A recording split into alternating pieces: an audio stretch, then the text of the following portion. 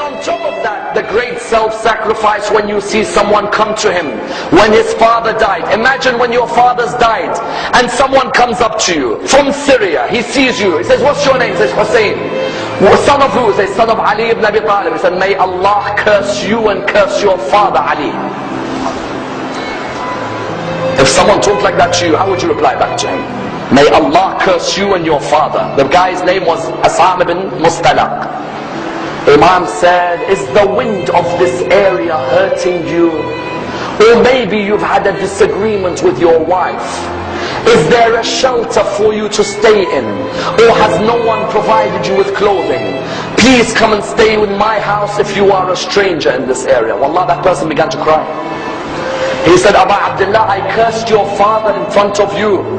And this is the way you reply back to me by making your house available for you? He said, this is the family of Rasulullah and the way we treat people. People may come and curse us, but we come back with morals, because our grandfather Rasulullah came to perfect the morals of mankind. And that's why I will never forget the greatest self-sacrifice before Karbala. Notice none of these stories have anything to do with Karbala. Before Karbala and the battle of Nahrawan, the soldiers who were caught by Ali ibn Abi Talib were standing there. One of the soldiers, you all know him very well. He was fighting Ali ibn Abi Talib on that day. He had some rope around his hands. It wasn't too tight, but it was around the hands. Imam Hussein was walking past. He saw that soldier.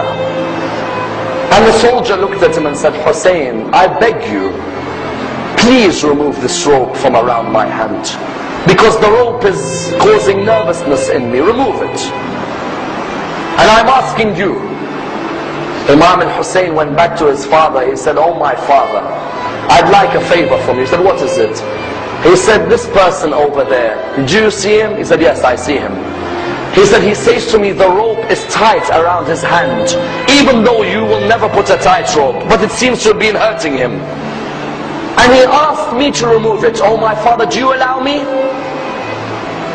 He looked at him and he said, Aba Abdullah, go ahead. Aba Abdullah, why do you want to answer this? He said, Father, when someone asks through me, how can I reject?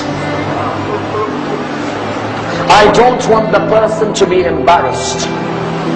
When you realize who this person is, that's when you realize how magnanimous a man this man is. He went back to the person. He said, give me your hands. And he removed the ropes from the hands of Shimr bin Biljawshan.